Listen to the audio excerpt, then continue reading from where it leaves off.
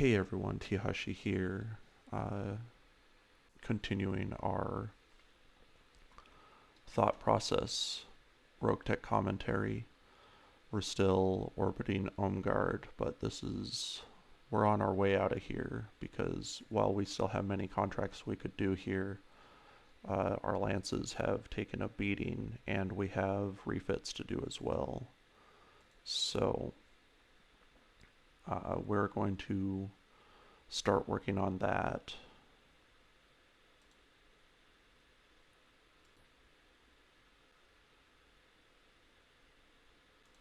Okay, so let's get the catapult its repairs. There we go.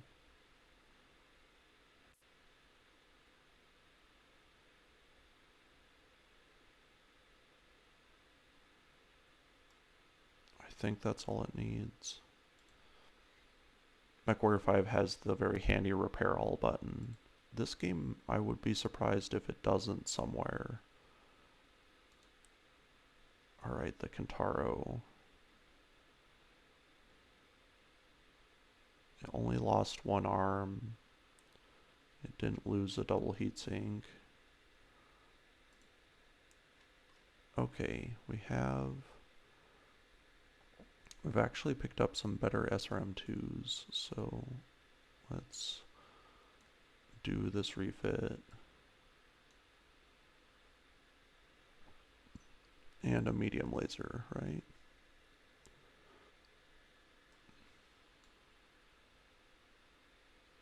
Okay.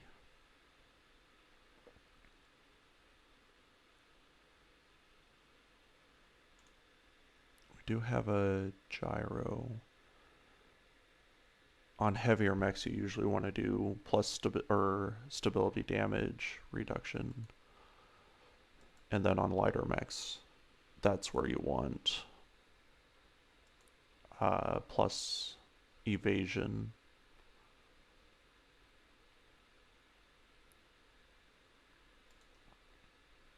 Refit the Jenner and put better medium lasers on it.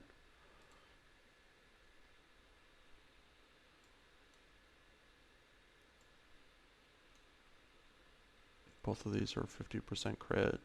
The plus accuracy is much better.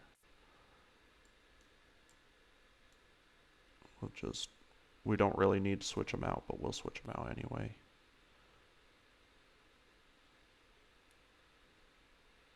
Okay.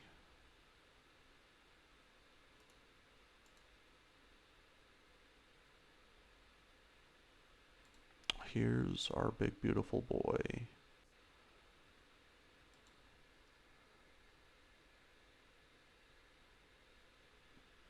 So no battle computer, which is a shame, feels bad. And in MechWarrior 5, you're limited by the size of these LRM hardpoints. In this game, not so much. You can definitely put heavier LRMs on it if you want. What I will probably do is fiddle around with it to get,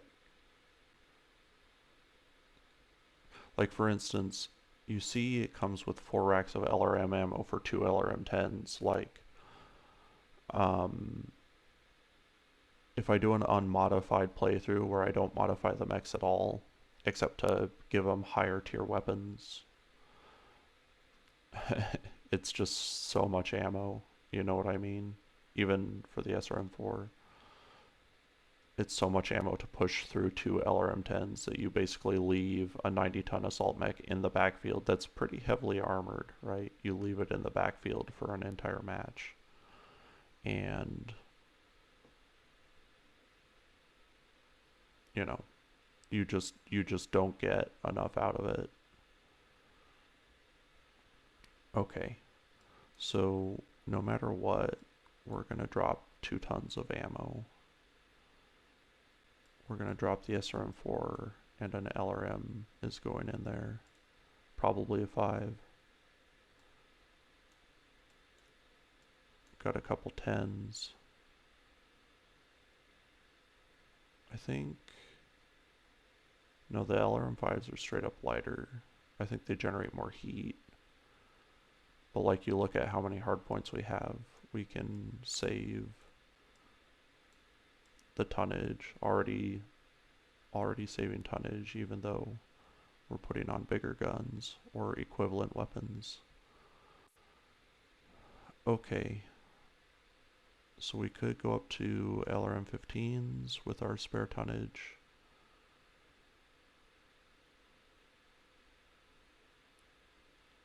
So that's an LRM-20 and an LRM-15 for 2 racks of ammo.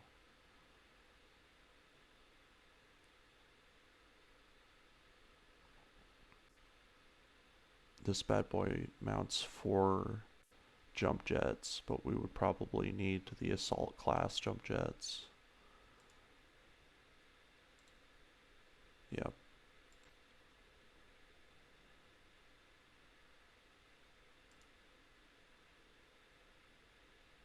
When we shacked up here, I don't think I checked the store for anything.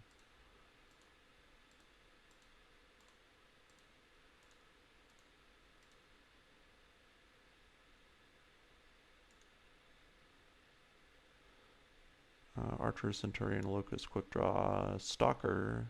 Stalker's a great mech.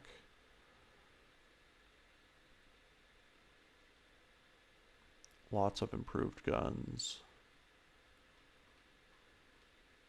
We should look at the AC2s. 50% crit, 5 damage, that's better. 10 damage, now we're talking. Plus damage, plus damage.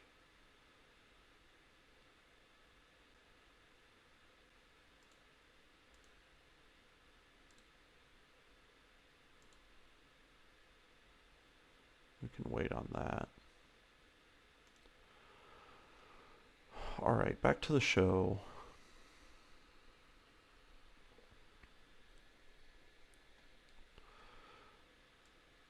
We're going to pull a heatsink off and put a double heatsink on. Oh, we're probably going to put this gyro on there too.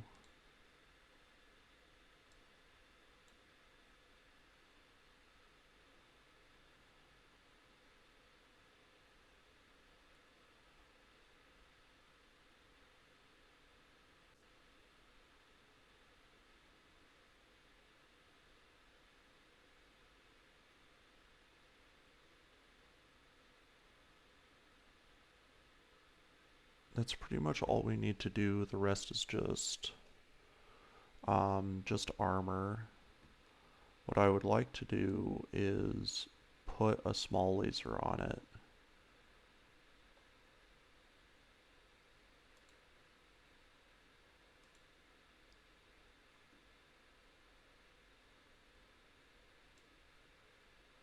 Like that.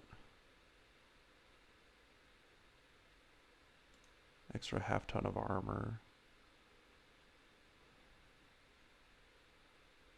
That's not too bad.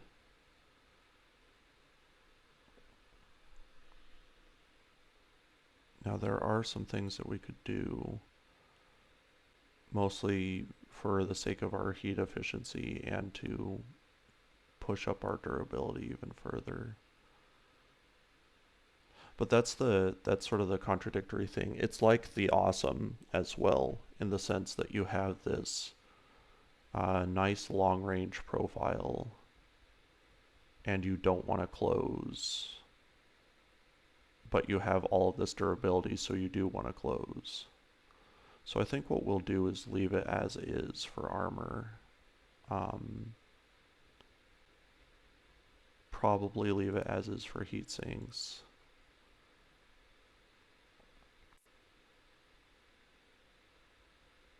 At least for now, until we can put more doubles on it, and then we'll be able to tweak that. But yeah, it looks like we can shoot those 2 racks of LRMs until they're out. It should go pretty fast, and then we can close with lasers or short range. Oh, I'm such an idiot. I bought those jump jets and didn't put them on.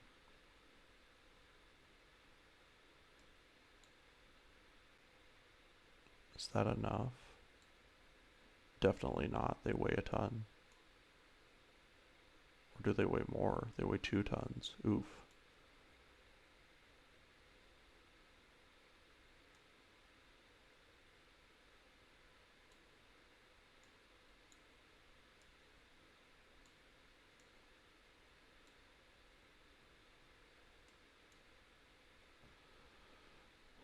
Well, that's a little sad because we're now down to a single LRM-15 and 2 racks of ammo, which is way more than enough. What we're going to do is we're going to pull that off, put that there, and take that off.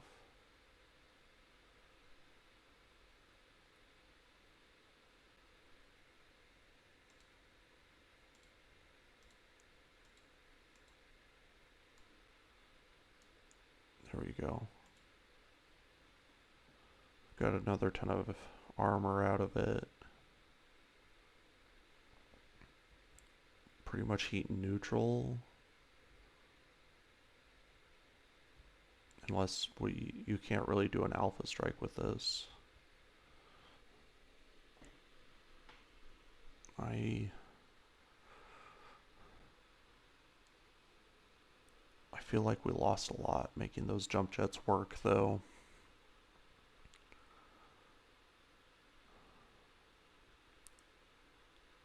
So let's think about this from the get-go.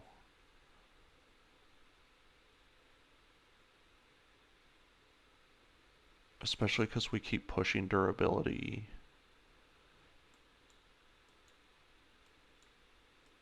Let's theory craft this for another second or two.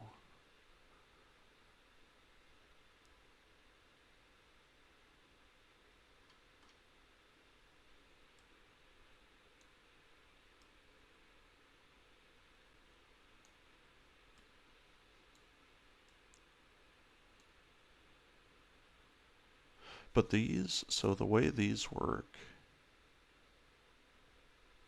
is you don't really have to fill, because it's proportional, isn't it? Yeah, it's proportional.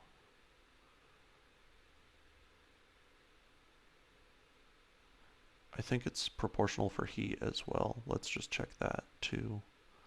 Heat 4, heat 8, heat 12. Yeah, it is proportional. And we have nice SRM6s.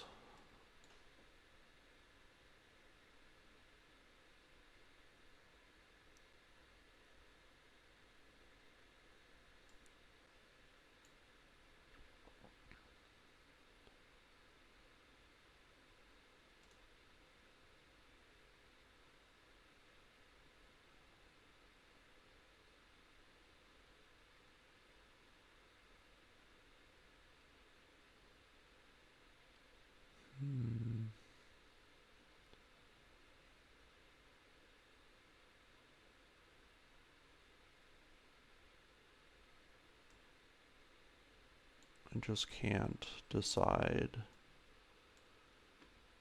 what to do with these missile slots.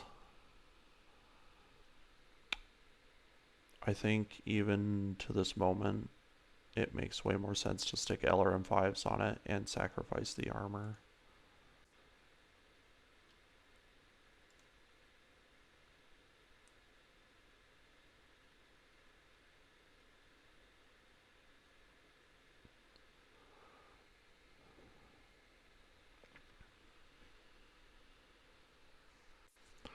Or, okay, bear with me. I'm sure this is tedious, but this is what this theory crafting stuff is going to be what this episode is. So if you guys get fed up with it, feel free to jump into the next one and we can go from there.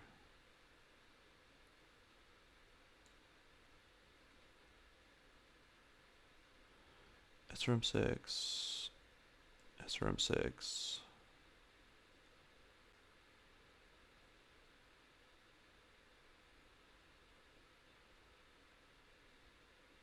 SRM4.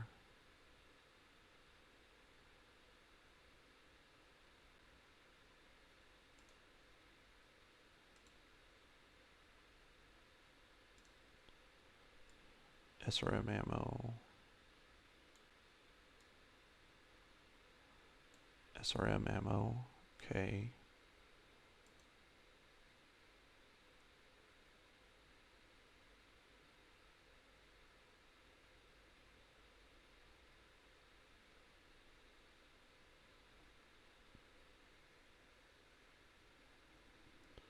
$13.60.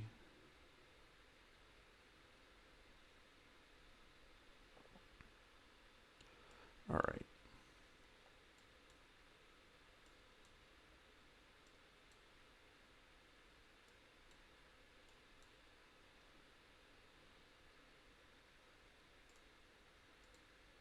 We need our more double heat sinks, but we're just not there yet.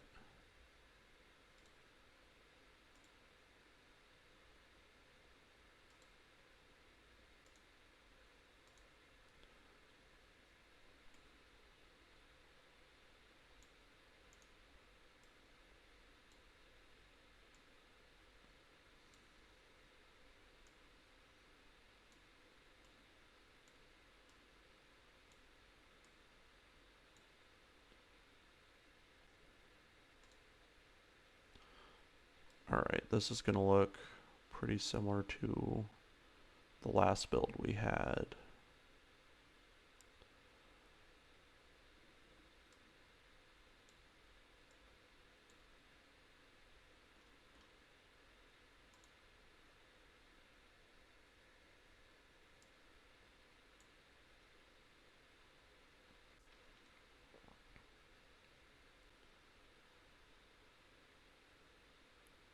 With this, we got,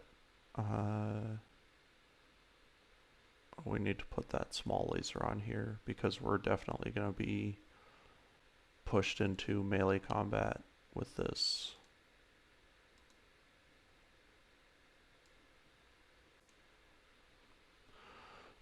And then 10 tons of armor.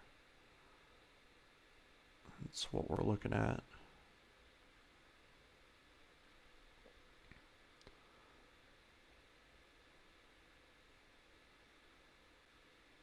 So here we've got these LRM slots. We can shoot them, and we have the heat sinking to shoot them all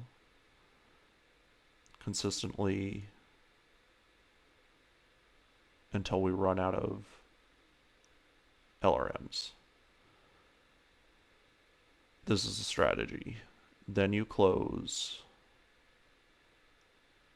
to medium laser range as you're closing, or an enemy closes on you. Either way. You run out of LRMs, you close, blast them with medium lasers, and then when they're that close, punch them in the face.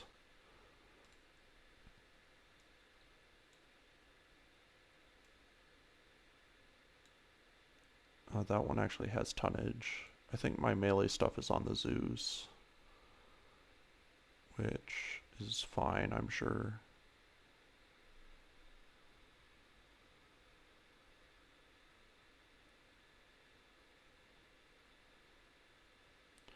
The only thing about it is I feel like it's thinly armored. But mostly I think it's because you can just fit so much armor on it.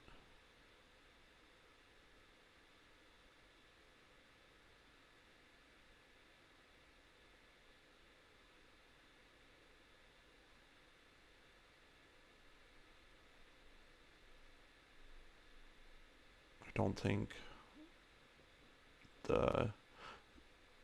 the heat efficiency is not representative in this case because you have complete control of how many LRMs you turn on and off. And for the most part, you're going to be firing all of them trying to run out of missiles. So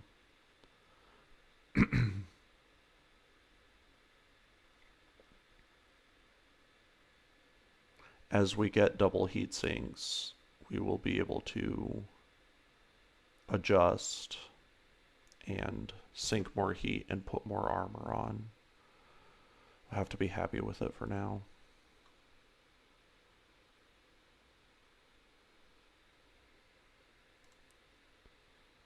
I think this just needs a repair. From getting shot in the head or something. Alright, Vulcan, you're going away. Riflemen. Yeah, this had the two AC-10s.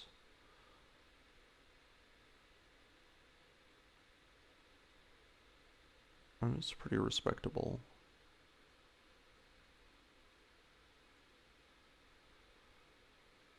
Simple, two AC-10s. Two medium lasers, rangefinder suite. Reduces the recoil. Funny that, because the rifleman came into the game after the Jaeger mech, which also in this game makes the rifleman better, because it has the rangefinder suite, and the Jaeger mech does not. But I mean, even lore-wise, the rifleman's targeting computer made it very famous, so that's probably what they're going for there. Okay, everything is getting worked on. We are poor again.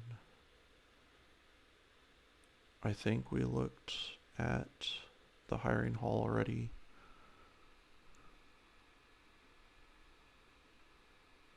Another scout. Yeah, we did. Okay.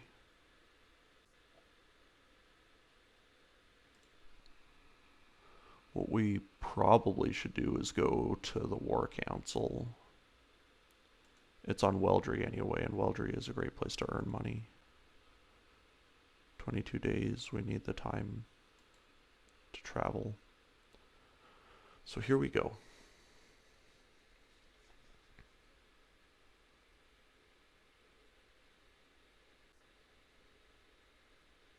Yeah, I'm sorry, my Taurian lady friend, but we happen to be at war.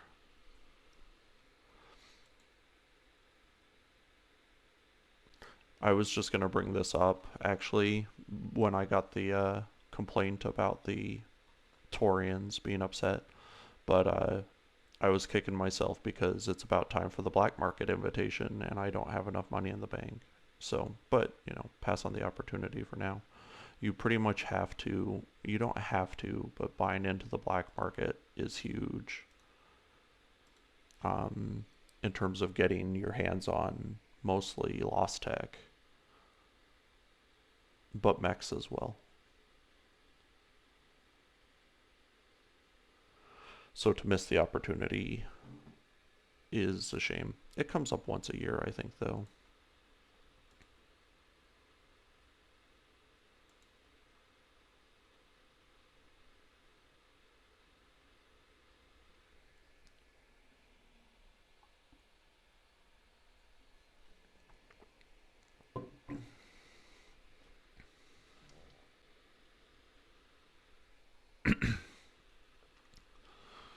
Just waiting for this stuff to cook.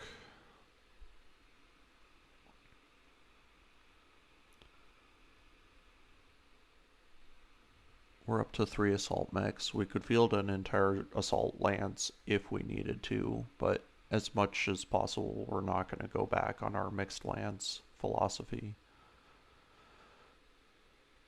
Let's see.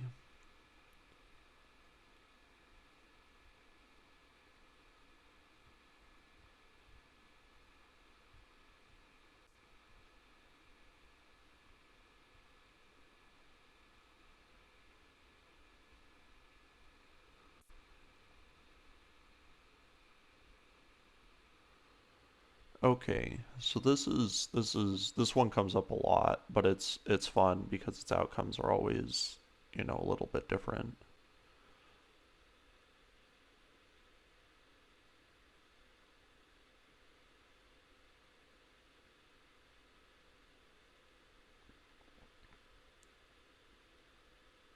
So we'll go ahead and deal with peace ourselves. That's usually what I pick. I don't know if I've ever told them to deal with it themselves, but let's see about this idea.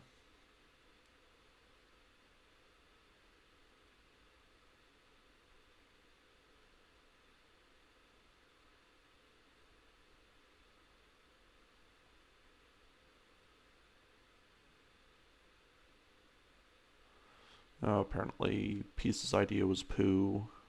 Um, Sometimes it comes out the other way, where you can see that he's onto something. So, Peace is a sad boy. Sorry, Peace. Hospital Bay is done.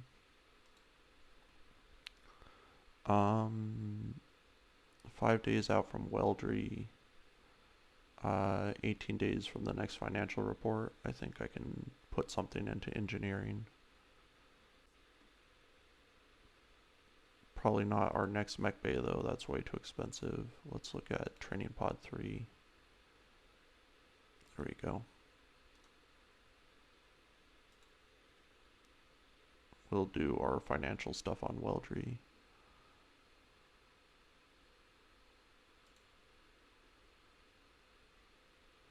I gotcha, Darius. I gotcha.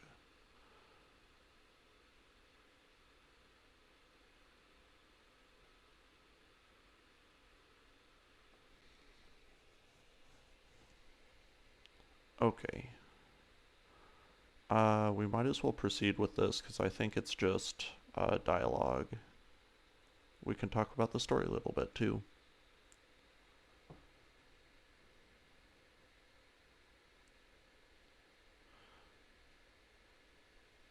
So you can see that Vittoria is there with Espinoza, right? So she's been freed.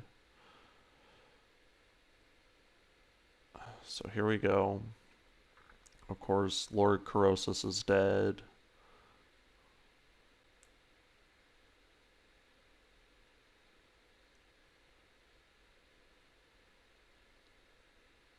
So you can see their hard embattlements are they stand no chance against the Fortress class dropship.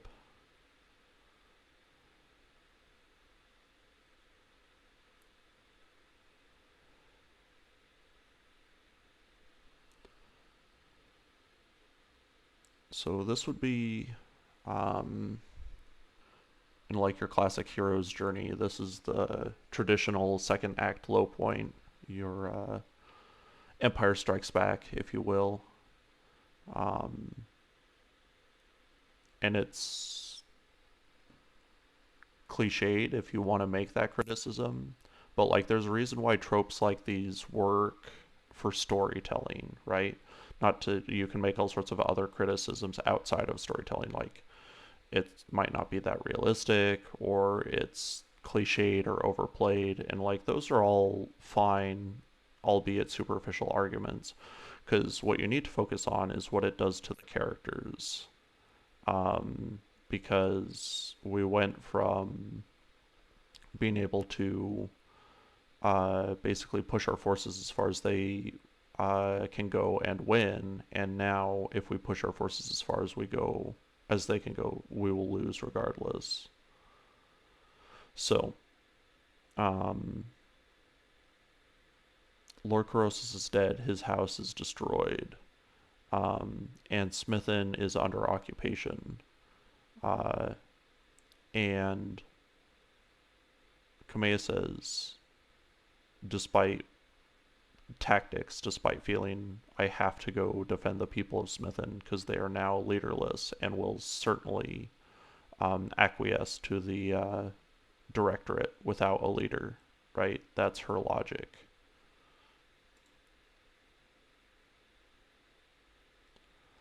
Anna Marie is not wrong. She's like, it's one planet, right?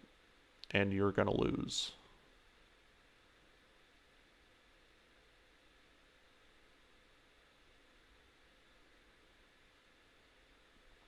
So the dropship Iberia, that's our our new Cyclops. That's probably too confusing a reference, but that's the thing that we're gonna have to throw down.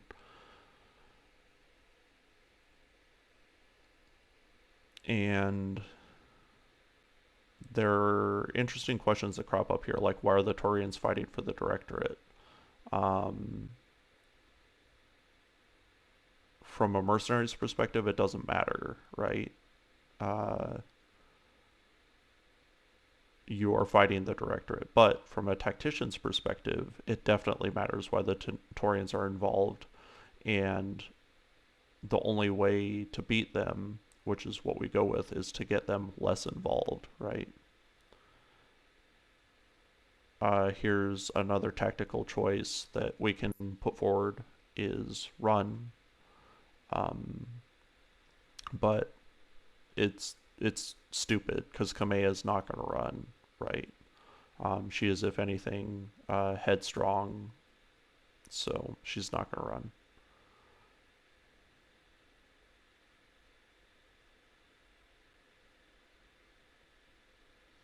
And here, this is also a decent point. When we did choose to fight, um, we were able to outmatch a numerically superior force with superior tactics and guns.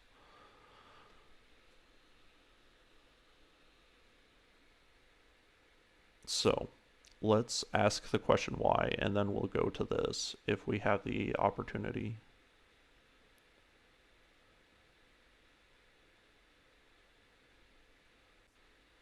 So their analysts have been working, and they say the reasons why the Taurians care to fight on the side of the Directorate is the Perdition Massacre, which we are currently to blame for. So there's the little scroll over text. You can pause it and read it. It's been up for a second. Um,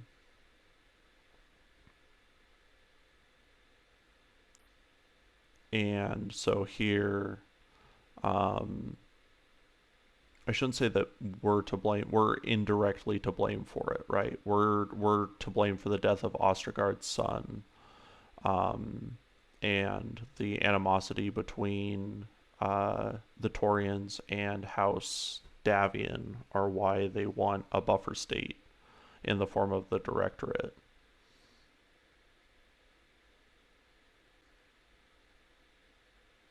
So here we go. That's the math playing out there.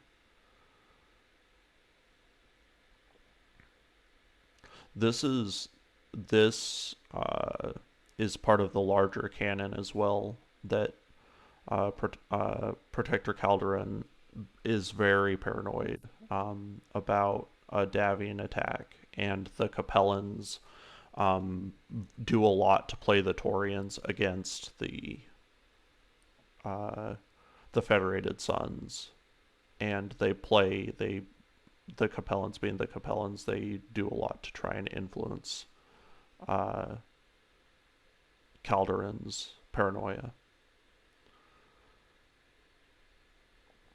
But it's not necessarily poorly founded. They do fight each other a lot.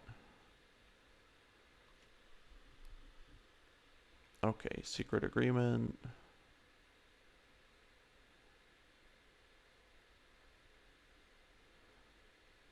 This is only kind of true in my opinion because of the way the front works, the galactic front works.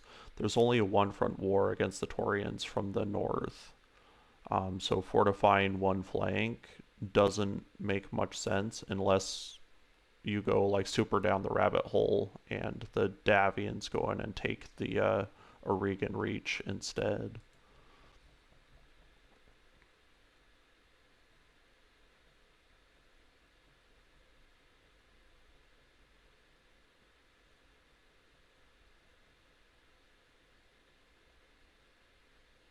And then this is our role, right? And this is basically how we look in the political eye of the Taurians.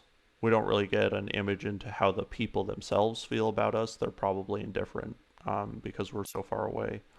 But um, to the Calderon administration, if you want to call it that. We destroyed a major chess piece, right, that they considered to belong to them, they had under their control. We killed their soldiers, which is an open act of war. Not to say that we weren't already under threat by them, but um, in this regard, it could be seen as us firing the first shot.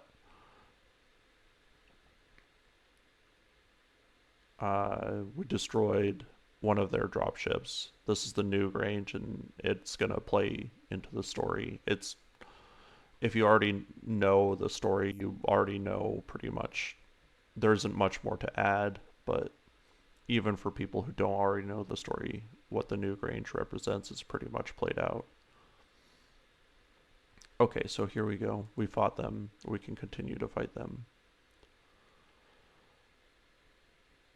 And she points out that you can't really fight one-on-one, and you can't be baited into an attack because you'll lose. Um, but Kamea doesn't listen to that sort of stuff. This is again, if you want to argue that she's a bit of a Mary Sue, we're the reason why, because we're the scalpel she uses for all of her operations, and they ultimately succeed because our success drives the story, right? So, um, in that regard, it's acceptable to me to criticize her as a bit of a Mary Sue because she gets away with this, like through the storytelling. Centrella says, "You will die if you do this," and then Kamea says, "We're still going to fight. We're just going to fight uh, differently."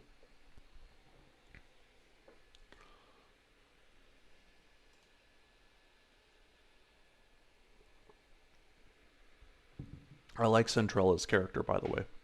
I have no idea how she knows how to lead as well, if not better, than Kamea. I don't know that much about her character, but the way she plays into this story is great, where um, she's kind of Gandalfian, if you forgive the adjective, mostly because she tenders wise counsel, in the sense that, you know, she offers encouragement and says, "We haven't lost yet. We haven't even lost anything that badly, except for one planet of Smithin. Um, but you got to figure out a better way than just launching a counterattack."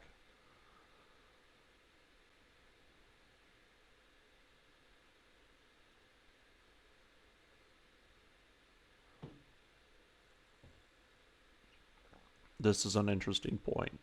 Um, because Protector Calderon, even in the canon, isn't a bad person, and the Taurians aren't bad people. Like, they are our enemies in this conflict.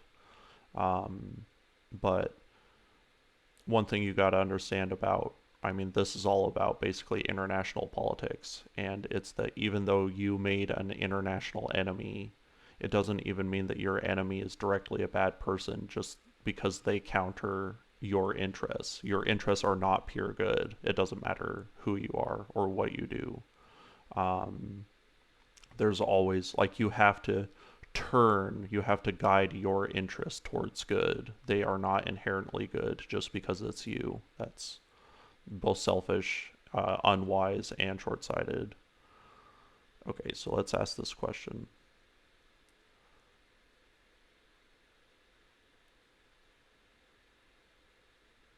So this is, she explains thoughtfully and clearly the perspective of the Taurians here.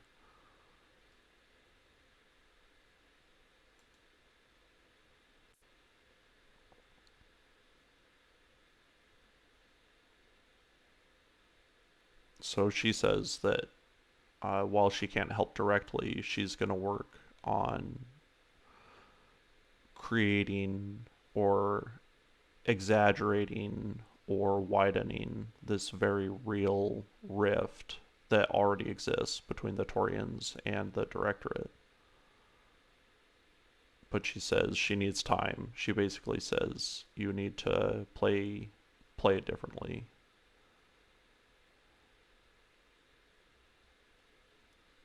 And Madera backs her up, uh, which is interesting because his role in this conversation is not that great.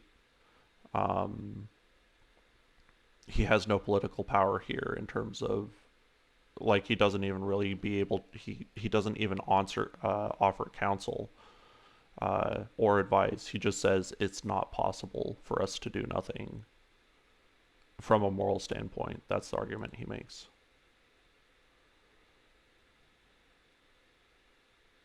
And so here, perspective of Kamea, it's a lose-lose anyway, right?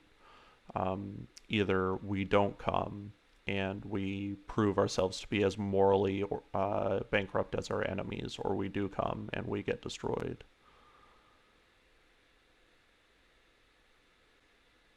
But here, she starts to hatch a plan.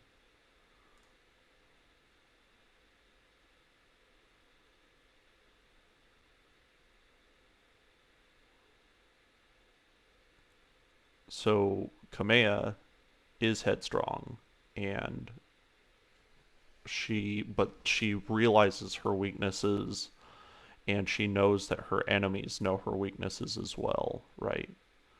That she intends to deploy her army and to fight from the front, but instead she wants to use that against her enemy and to go a different way about it.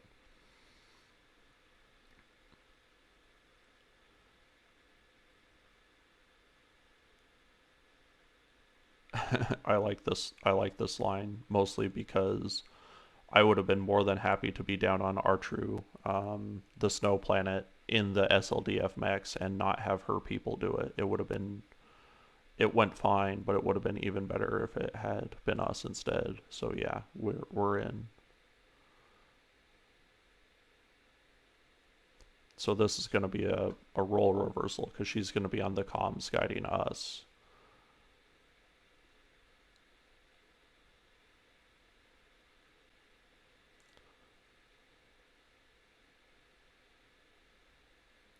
And here she offers counsel, but it's not bad counsel, but it's definitely not the best counsel because it says two opposite things, right? She says, your mercenaries are a key asset in this war, right? True, right? But, and that this mission puts them at risk, right? But she says, your mercenaries, right? Like, this is what mercenaries do. This is what you send mercenaries to do. You don't commit your politicians to this. You don't commit your spec ops to this. You send mercenaries. And when the mercenaries disappear, you shrug your shoulders and be like, I don't even know why they were there in the first place. Must have had bad intel. Operation must have gone wrong. Who cares? They're mercs. Again, I don't personally support mercenaries as a concept, but mercenaries are everything in this universe, and so I just want to throw that out there. They have a key tactical role that is clear and obvious, and we're using them properly in this storytelling. But were I in charge, I would not be employing mercenaries. I would use my own people or avoid conflict if I could.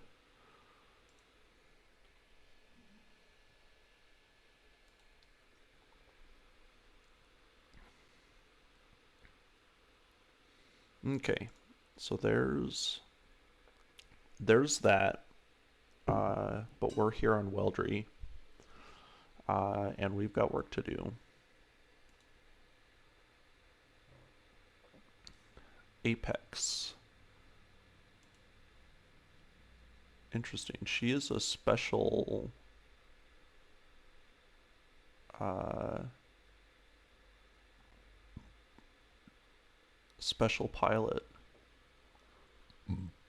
and her build is great. She's a glitch replacement. Let's look at some of these ones. Convict, independent trader. How about down here? Liao servitor, enlisted Navy recruit.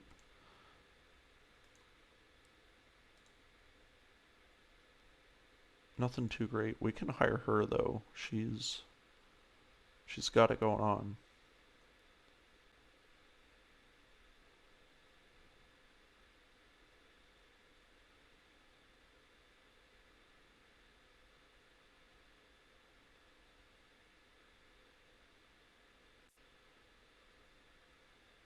Boy, she's a lot like we are.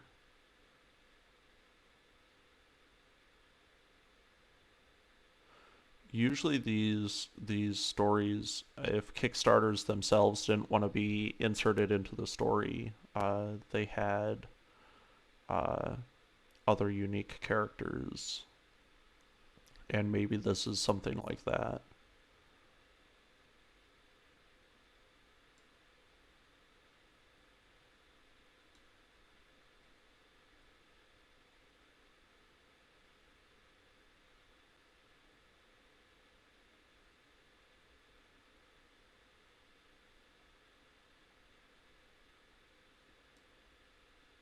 Okay.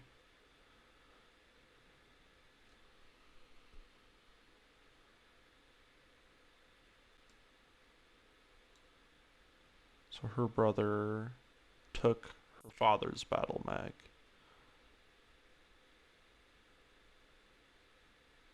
So this is directly tied into like Espinosa is like I don't even know if they use the term directorate in this. Like it's Espinosa's coup.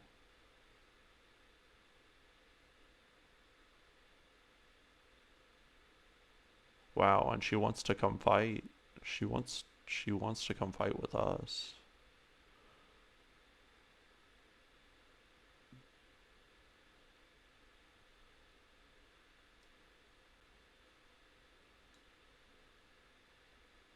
Boy, she's like a super soldier, huh?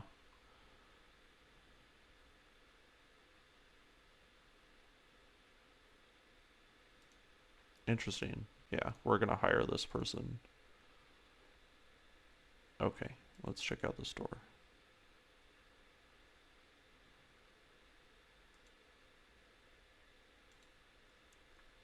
Archer, awesome. This all looks like the same stuff that was here the last time we were here, which is a little disappointing. Is that just ammo? Oh, here. What do we got here? Another half ton off.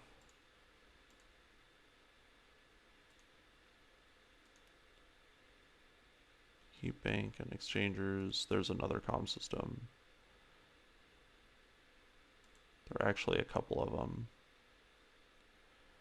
Alright, we're gonna have to start selling though.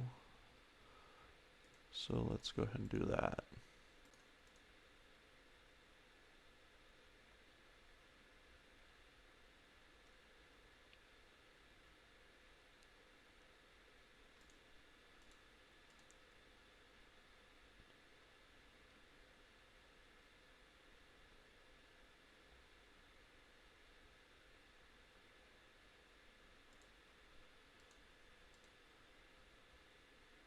Okay.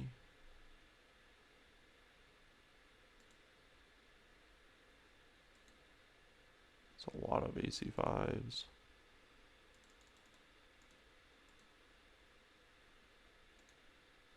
I think we can sell 6 of those as well.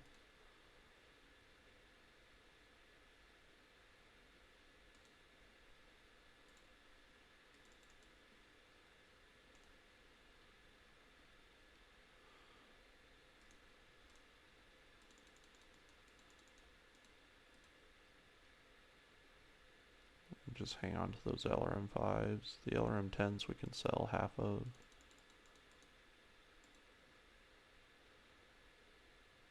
LRM15s, LRM20s, large lasers. Tend to keep 20 on hand.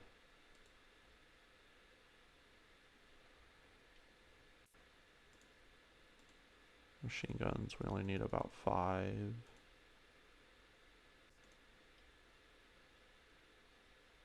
PPCs, my goodness, we only need about 5. Small lasers. We need about 10. SRM4s.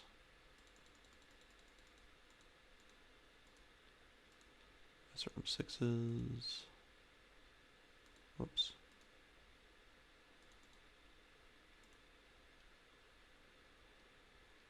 Mods, jump jets, heat sinks.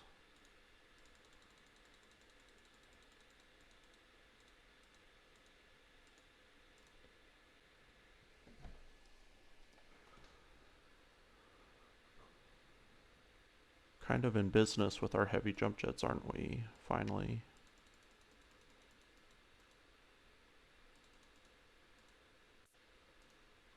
Sell about half of them. Sell about half of these as well.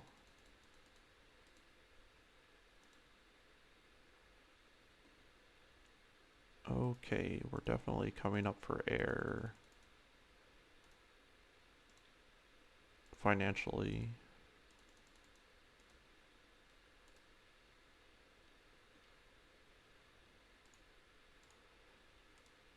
Try and keep 15 on hand.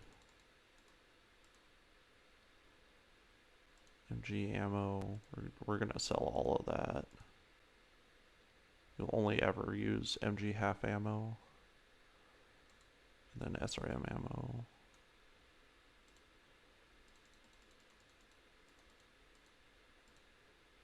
Okay, so that's pretty much all of our spare stuff sold off. Let's go back to, we're gonna buy these comm systems.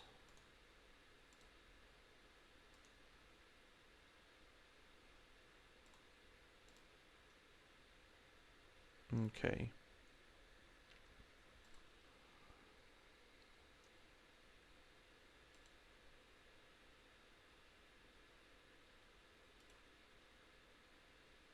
Let's do, that one's just got crit.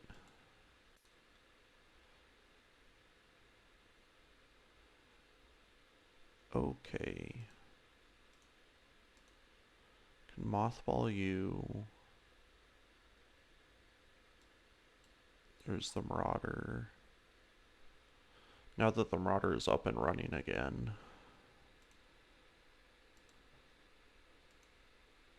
what we'd like to do is, I think it's got a ++ in it, and we have a tier 3.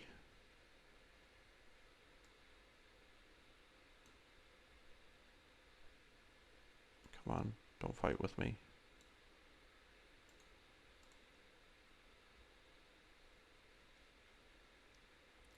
And then in the Kentaro, we will put one in there too.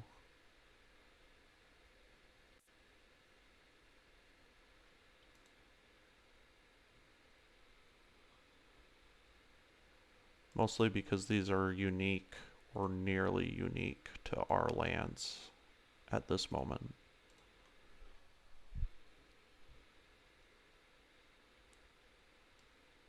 Okay. And then the single comm system we'll probably put in the Jenner. Actually, we could do that now.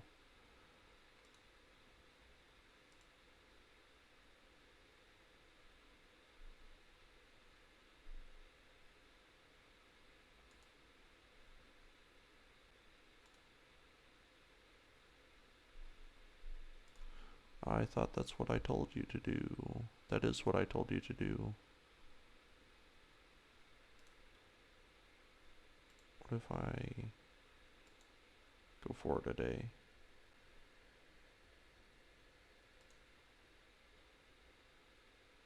There we go.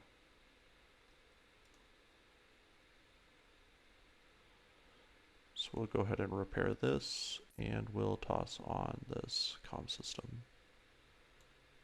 There we go.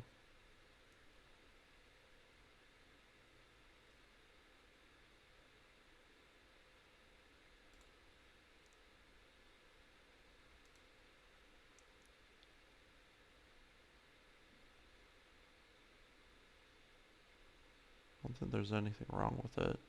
That should be all that it needs. Okay. So we're going to go ahead and cycle through all of these repairs.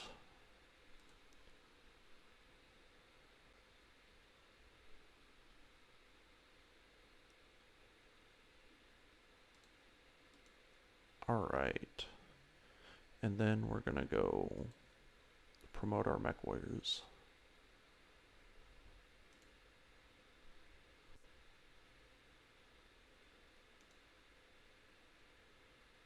Man, that's a lot of experience.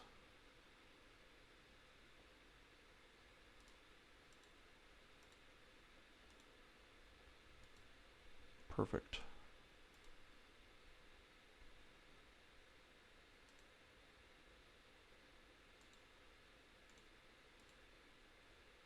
Called shot mastery. I mean, I've been sniping with him a lot, but 3-hit defense is much better.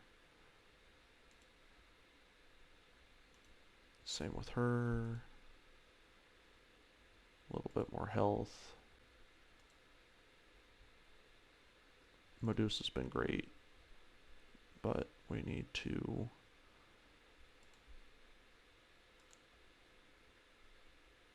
finish him out. Overheat threshold. There we go. Those are good investments. Peace has enough to promote again.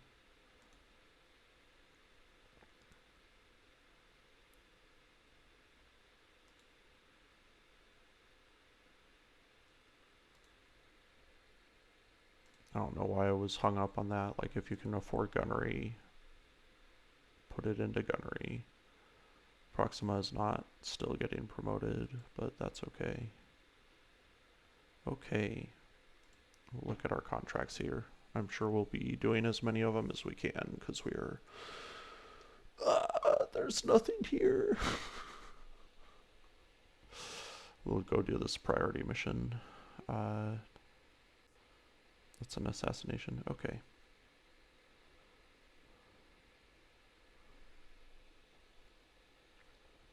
Okay. So next time we do this, guys, we will take on this mission here on Weldry, and then we'll do a priority mission next, where we will be talking about the Marauder, I think.